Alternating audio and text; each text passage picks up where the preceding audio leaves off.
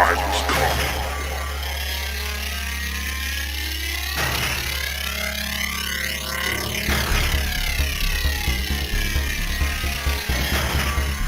Time will rebuild the most badass Windows 98 machine ever conceived.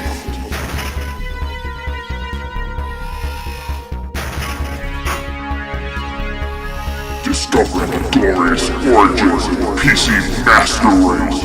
Take back the treasured times of the glorious 90s in this fucking monster of a computer.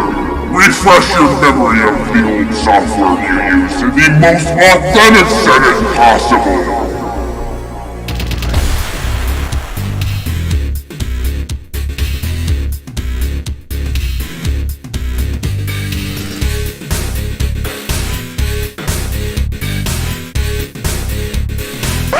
In order to do that, you don't bother with a computer like this. What you're seeing here right now is a total YouTube fantasy using early 2000s technology to put 1998 computing under the lenses of rose-tinted glasses.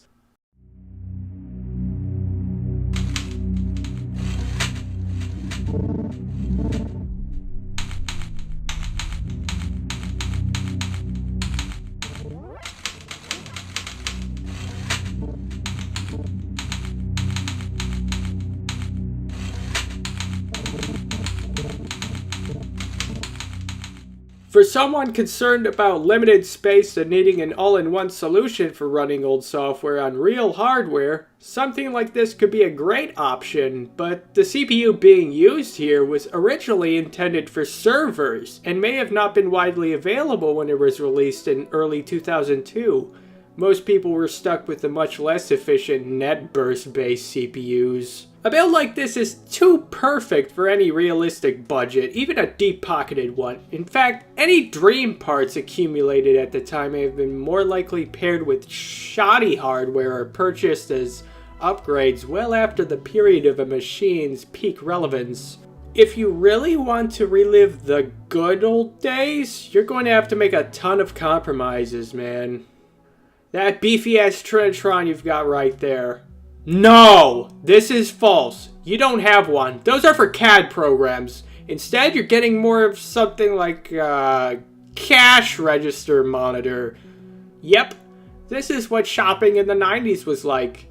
At least it has full color. Full tower Inwin Q500Ks. Looks nice, but you're not a 30-year-old single homeowner. At least cut it down to size. Socket 370? It's plausible, but most systems with this socket from 1999 came in these crap-ass OEM computers and didn't even have AGP slots in them. You'll probably just pick up something like this refurbished. A P2L97-S motherboard. Mainly so you can reuse your SCSI CD burner without wasting an expansion slot. This motherboard rules out any Dualikin-based CPU, let alone the Coppermine ones, because it can't supply the lower voltages they require. You might pick up a new Pentium 3 pertaining to the Coppermine core. It can be useful with newer software to come, but it will definitely be underclocked to somewhere around 300 MHz. 512 megabytes of RAM, what are you doing? Memory is expensive, and it's going to be impossible to explain to your parents that the computer needs more memory to run faster. 32 megabytes is all you get, straight from the factory. You're also going to have to part ways with that Voodoo 5 and that sound card. We're cutting corners here. You will have a Sang Labs ET4000AX and Sound Blaster 16 value, which are the only things that carry over from some 486 computer you traded into a nearby shop. The hard drive you're going to use carries over from whatever system previously ran Windows for Workgroups 3.11, which you will upgrade to Windows 98 on here. Windows 98 2nd Edition? That was a laughable attempt to save face from the disastrous gold release of Windows 98. It may be more stable, but it's still bloated as hell thanks to the IE shell still being there. And now retroactively called the first edition, this one is just awful. A vanilla installation regularly crashes to one degree or another, so much so that some vendors continue to pre-install the more stable Windows 95 OSR 2.5 for a while, even if its forced IE shell installation made it just as bloated. Too bad, you're getting Windows 98 FE. You could keep the power supply because late 90s power supplies were often so shitty that it would be too risky for me to demonstrate them on irreplaceable hardware today. So, now that you have a realistic machine here, it's time to power it on. To really get an insight into a truly authentic machine, you don't build one yourself. You pick one up from a thrift store or an eBay listing that may be way overpriced, where everyone basically forgot to wipe a hard drive full of tax returns and family photos. Please be courteous and wipe the hard drive if this is the case, cause identity theft is just not cool, dog. But wait, aren't there some gems taken from the internet that may otherwise be impossible to find now? Take this metaled EPA logo from someone with political aggression, for example, or a wallpaper that's either someone's forever lost drawing they posted to a short-lived website, something derived from a popular thing in the late 90s, or both. At least half of computer users never figured out they need to upgrade their computer's memory so programs don't grind so badly. Such users accepted it as normal that it takes 5 minutes for the desktop to be ready to use after booting up, as if it was some Unix server from 1991. Except instead of loading a bunch of network services and expecting it to be used by multiple users, instead it's busy loading so many system tray programs. I had to consciously load such programs on here like it was a fine art. How did so many people do it automatically? Funny enough, an ISA video card may be quite acceptable for very simple applications, you know, the usual office stuff. Even so, 1 megabyte of video RAM is severely limiting. At most, you'll get 640 by 40 in 16-bit color as seen here, or up to 1024 by 768 in 256 color mode, with the higher resolutions potentially forcing interlaced refresh rates. If you want to run more advanced software that's naturally reliant on a good video card, well, see for yourself.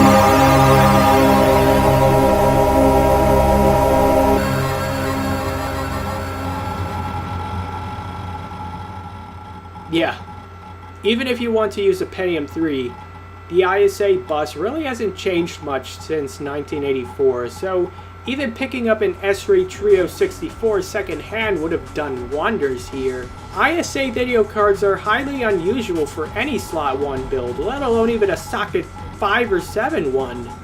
I just made you use one to watch you suffer. But even with a PCI or AGP video card, Windows 98 is still a nasty weight on this system. This is exactly what some of my relatives, as well as millions of other PC users, genuinely lived through as late as the early 2000s, if not even later than that. This is just the bulk of them I'm talking about here, early 2000s. If you didn't have a tech guy in your family or other close circle, you either had to shell out a ton of cash to have someone at a store put a stick inside a slot, or you were screwed.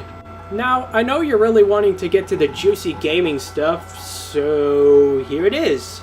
You can play Quake 2 under the condition that you do not use Freelook. The mouse is to be used for moving your guy around. You got me? Great! Let's rumble!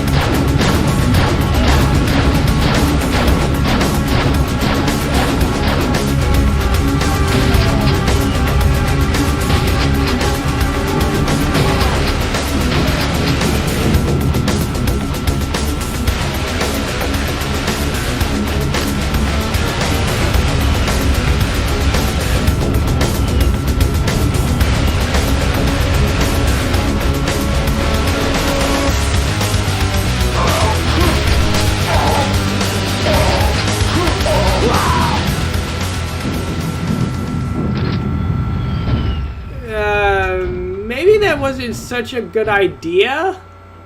To much delight, there happens to be a Voodoo 2 installed. Oh, so that's where the rest of the computer budget went? Quake 2 is free-flying now with the help of the PCI bus and a lot of CPU offloading. Nice! If only graphics outside of a 3D game could keep repainting themselves so rapidly. Don't forget, you still have 32 megabytes of RAM though, so the game will stall on certain things, particularly loading sound effects. After backing up the hard disk to a QIC file so as to be able to restore the horrors of the system at a later time, I've decided to go ahead and install a project I've been working on called Red Toast. This is a free alternative I made in contrast to the outdated 98 Lite that removes all IE related stuff from the setup CD outright while integrating more useful things like DirectX 7, USB flash drive support, and various hardware related bug fixes. Can this save this computer from a hideous sack of bloat? As a matter of fact, it does miracles! Yeah, at least some of them. It's not so whipping fast as I'd like it to be given what all is bogging the system down, such as the deliberately low specs and the excessive background tasks. But regressing to the 95 shell shaves off a ton of wasted resources, thereby making the system considerably faster to work with. Imagine an operating system upgrade actually making your computer faster. Also, Red Toast supports flash drives out of the box. It's currently in an alpha state and I'm not ready to get back to developing it, but I would very much be glad to see what you can do with it. You can download it using the link in the description. Old hardware and software can be a double-edged sword. Computers were underpowered all too often, and newer software always had the nerve to cripple them that much harder every year. But if you were to throw 256 megabytes of RAM into this system, it would be fully unconstrained, even with the IE shell. Unfortunately, that and a better video card will still be demoralized by yet another later operating system, One that is such a fucking overglorified mess that introduced many of the worst annoyances that persist in Windows to this. Regardless, you can't deny that there are wealthy princes out there who would gladly spend so much money on a fully pimped out computer in 1998. No single Windows 98 machine is truly correct, as x86 computers are hardly the same as each other unless they're purchased in bulk. Old computers did suck in a lot of ways, but there's plenty you can learn from them, and in other ways they are so much better than modern hardware and software. Windows 10 is the worst thing ever, today's DRM is even worse than LPT dongles for 3DS Max, and so on. It will be up to you to decide if you want to relive the pains of the 90s alongside its glory, or just the glory on its own, using early 2000s stuff to kind of cheat your way through it. Just don't forget how underpowered a lot of machines were back in the day.